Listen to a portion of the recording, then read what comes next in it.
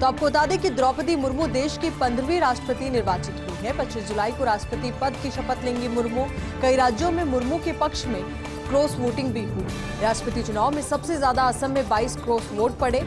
अरुणाचल प्रदेश, हरियाणा, ओडिशा में 1-1, बिहार, छत्तीसगढ़ में 6-6, गोवा में 4, गुजरात में 10, हिमाचल प्रदेश, पंजाब में 2-2, झारखंड में 10, एमपी में 19, महाराष्ट्र में 16, मेघालय में 7, राजस्थान में 5, यूपी में 12, उत्तराखंड में 2 वोट मुर्मू को एक्स्ट्रा मिले। वहीं 17 सांसदों ने भी क्रॉस वोट किया है। हालांकि राजस्थान में 5 में से 3 विधायक आरएलपी के पहले ही मुर्मू को समर्थन का ऐलान कर चुके।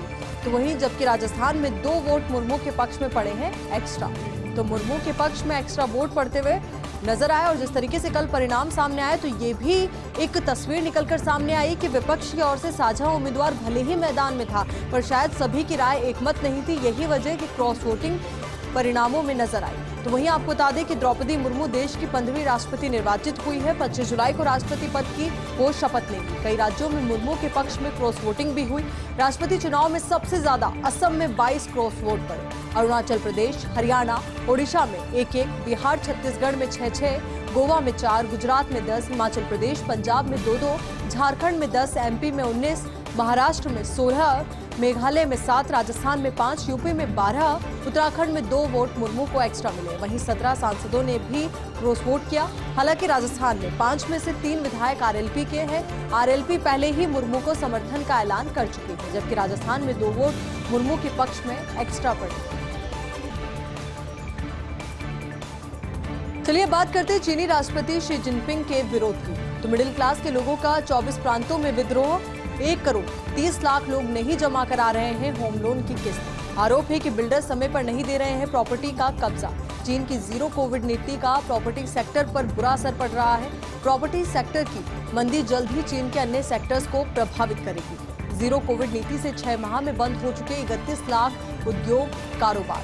तो अपने आप में बेहद अहम ये पूरा मसला हो जाता है जिस तरीके से विरोध नजर आ रहा है चीनी राष्ट्रपति शी जिनपिंग का। तो मिडिल क्लास के लोगों का 24 प्रांतों में विद्रोह। 1 करोड़ 30 लाख लोग नहीं जमा करा रहे हैं होम लोन की किस्त। आरोप है कि बिल्डर्स समय पर नहीं दे रहे हैं प्रॉपर्टी का कब्जा। चीन की जीरो कोविड नीति का प्रॉपर्टी सेक्टर पर बुरा असर पड़ा है। प्रॉपर्टी सेक्टर की मंदी जल्द ही चीन के अन्य सेक्टर्स को भी प्रभावित करेगी। जीरो कोविड नीति से 6 माह में बंद हो चुके हैं 31 लाख उद्योग कारोबार। चलिए अब बात करते हैं अजब रेल की गजब कहानी की। तो रेलवे की टिकट विंडो पर बहुत कम ट्रेनों की मिल रही है एमएसटी। ऑफलाइन में 160 में से केवल 76 ट्रेनों में एमएसटी की गई है शुरू, जबकि रेलवे का ऑनलाइन सिस्टम सभी ट्रेनों में दे रहा है एमएसटी। मासिक सीजन टिकट यानी एमएसटी की सुविधा से लाभान्वित होते लोकल यात्री रेलवे की यूटीएस ऑन मोबाइल एप्लीकेशन से सभी ट्रेनों में मिल रही है एमएसटी। इसमें उत्तर पश्चिम रेलवे की सभी पैसेंजर, मेल और एक्सप्रेस और सुपरफास्ट ट्रेनें शामिल हैं। कम ट्रेनों में एमएसटी सुविधा मिलने से यात्रियों को हो रही है इन दिनों परेशानी। तो यात्रियों को भारी परेशानी का सामना करना पड़ रहा है। यही वजह हम कह रहे हैं कि अजब रेल की गजब कहानी। तो रेलवे की टिकट विंडो पर बहुत कम ट्रेनों की एमएसटी मिल पा रही है। ऑफलाइन में 160 में से केवल 76 ट्रेनों में एमएसटी शुरू की गई है, जबकि रेलवे का ऑनलाइन सिस्टम सभी ट्रेनों में एमएसटी दे रहा है। मासिक सीजन टिकट यानी एमएसटी की सुविधा से लाभान्वित होते लोकल यात्री रेलवे की यूटीएस ऑन मोबाइल एप्लीकेशन से सभी ट्रेनों में एमएसटी मिल रही है। इसमें उत्तर पश्चिम रेलवे की सभी पैसेंजर और मेल और एक्सप्रेस और सुपरफास्ट ट्रेनें शामिल हैं। कम ट्रेनों में एमएसटी सुविधा मिलने से यात्रियों को इन दिनों काफी दिक्कतों का सामना करना पड़ रहा है। चलिए अब बात करते हैं सीबीएसई 12वीं कक्षा के परिणामों। तो सीबीएसई 12वीं कक्षा के परिणाम घोषित हो चुके हैं, नतीजे घोषित हो चुके हैं। तो परीक्षा में 92.71% छात्र पास हुए हैं। सीबीएसई 12वीं में लड़कियों ने फिर बाजी मारी है। 94.54% लड़कियां और 91.25% लड़के पास हुए हैं। नवोदय विद्यालय के 98.93% स्टूडेंट पास हुए हैं। केंद्रीय विद्यालय के 97.07% विद्यार्थी सफल हुए हैं। तो वहीं ऑफिशियल वेबसाइट पर जाकर के सभी स्टूडेंट अपना रिजल्ट चेक कर सकते हैं। CBSE results.nic.in ये ऑफिशियल वेबसाइट है जिस पर रिजल्ट अपलोड किया गया है। तो वहीं results.cbse.nic.in पर भी अपना रिजल्ट स्टूडेंट्स चेक करते हैं। साथ ही आपको बता दें कि परीक्षा संगम.cbse.gov.in पर भी रिजल्ट अपलोड कर दिया गया है। साथ ही एक और ऑफिशियल वेबसाइट आपको बता दें जिस पर स्टूडेंट्स अपना रिजल्ट चेक कर सकते हैं, वो है DILOCKER यानी कि digiloccer.gov.in पर भी रिजल्ट चेक कर सकते हैं। तो ये अपने आप में बेहद अहम वेबसाइट पर जाकर के स्टूडेंट्स अपना रिजल्ट चेक कर सकते हैं। CBSE 12वीं के रिजल्ट की बात हम कर रहे हैं और हर बार की तरह इस बार भी बेटियों ने बाजी मारी है। परीक्षा में 92.71% छात्र पास हुए हैं। और वहीं आपको ये भी जानकारी दे दें कि CBSE 12वीं में लड़कियों ने फिर बाजी मारी है। 94.54% लड़कियां और 91.25% लड़के पास हुए हैं। नवोदय विद्यालय के 98.93% स्टूडेंट पास हुए हैं। तो रिजल्ट CBSE 12वीं कक्षा का जो घोषित हो चुका है, इंतजार स्टूडेंट्स के द्वारा किया जा रहा था। अब इंतजार है 10वीं कक्षा के परिणामों का।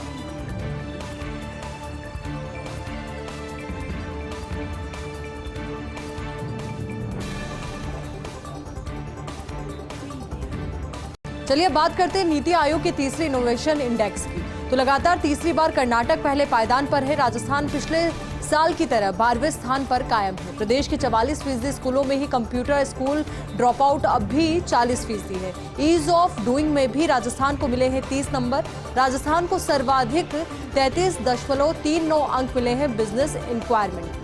तो बिजनेस इंक्वायरमेंट में ये नंबर मिले हैं। तो वहीं आपको बता दें कि नीति आयोग का तीसरा इनोवेशन इंडेक्स लगातार तीसरी बार कर्नाटक पहले पायदान पर है। तो वहीं राजस्थान पिछले साल की तरह 12वें स्थान पर कायम है। प्रदेश के 44% स्कूलों में ही कंप्यूटर स्कूल ड्रॉप आउट अब भी 40% है। ईज ऑफ डूइंग में भी राजस्थान को मिले हैं 30 नंबर। राजस्थान को सर्वाधिक 33.39 अंक मिले हैं बिजनेस एनवायरनमेंट। प्रदेश में 24 घंटे में 6 इंच तक बारिश हुई है। कोटा के दिगोद में हुई सर्वाधिक 160 mm बारिश। प्रदेश भर में 3 दिन भारी बारिश के आसार हैं। तो वहीं मौसम विभाग के अनुसार एक साथ 2 पश्चिमी विक्षोभ एक्टिव है। मॉनसून टर्फ रेखा गुजर रही श्रीगंगानगर, हरदोई, दिल्ली से। ऐसे में अगले 3 दिन तक प्रदेश के कई हिस्सों में बारिश की संभावना है। तो अगले 3 दिन तक प्रदेश के कई हिस्सों में बारिश की संभावना है। तो वहीं प्रदेश में 24 घंटे में 6 इंच तक बारिश हुई है। कोटा के दिगोद में सर्वाधिक 160 mm बारिश दर्ज की गई है। तो वहीं प्रदेश भर में 3 दिन भारी बारिश के आसार हैं। मौसम विभाग के अनुसार एक साथ 2 पश्चिमी विक्षोभ एक्टिव है। तो वहीं मॉनसून टर्फ रेखा गुजर रही है श्रीगंगानगर, हरदोई, दिल्ली से। ऐसे में अगले 3 दिन तक प्रदेश के कई हिस्सों में बारिश की संभावना है। चलिए बात करते हैं वेस्ट इंडीज बनाम भारत वनडे सीरीज की। तो 3 मैचों की सीरीज का पहला वनडे आज, तो वहीं शाम 7 बजे से पोर्ट ऑफ स्पेन में खेला जाएगा पहला मैच।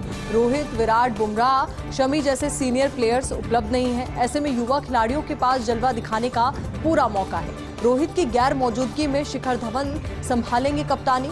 ईशान, श्रेयस, सैमसन, हुडा, सूर्य कुमार पर रहेगी सबकी नजर। वहीं जैसन होल्डर की वापसी से विंडीज टीम भी मजबूत हुई है। तो वही 2006 से भारत के खिलाफ घरेलू सीरीज नहीं जीता है विंडीज। तो ऐसे में देखना यही महत्वपूर्ण रहेगा कि आज के जब मैच के रिजल्ट सामने आएंगे तो कितना बेहतर प्रदर्शन टीम इंडिया कर पाती है। और वहीं युवा चेहरों के पास एक अच्छा मौका भी है जलवा बिखेरने का। तो बात हम कर रहे हैं वेस्ट इंडीज बनाम भारत वनडे सीरीज की। तो 3 मैचों की सीरीज का पहला वनडे आज है। शाम 7 बजे से पोर्ट ऑफ स्पेन में खेला जाएगा पहला मैच। रोहित, विराट, बुमराह, शमी जैसे सीनियर प्लेयर्स उपलब्ध नहीं है। ऐसे में युवा खिलाड़ियों के पास जलवा दिखाने का मौका है। रोहित की गैर मौजूदगी में शिखर धवन संभालेंगे कप्तानी। ईशान, श्रेयस, सैमसन, हुडा, सूर्य कुमार पर रहेगी सबकी नजरें। वहीं जैसन होल्डर की वापसी से विंडीज टीम मजबूत हो गई है। 2006 से भारत के खिलाफ घरेलू सीरीज नहीं जीता है विंडीज। अब बात करते हैं भाजपा के थिंक टैंक के मिशन 2024 की। तो भाजपा संघ की दिनों दिन महत्वाकांक्षा बढ़ रही है। अधिक से अधिक राज्यों में भगवा झंडा फहराना है मकसद। राष्ट्रपति, उपराष्ट्रपति या फिर राज्यों का सीएम पद, सभी पर पैनी नजर है। सभी समुदायों को लुभाने का हर संभव प्रयास कर रही है संघ और भाजपा। आदिवासियों के लिए मुर्मू, तो जाटों को लुभाने के लिए धनखड़ पर दांव चला गया है। नई भाजपा डिमांड के अनुसार कई राज्यों में क्षत्रियों का भी कद बढ़ा रही है। मराठा, पाटीदार, ओबीसी, जाट आदि को मुख्यमंत्री पद देकर आकर्षित किया है। हालांकि सभी प्रयासों के बावजूद भाजपा का विजयी कार्ड सिर्फ मोदी चेहरा ही है।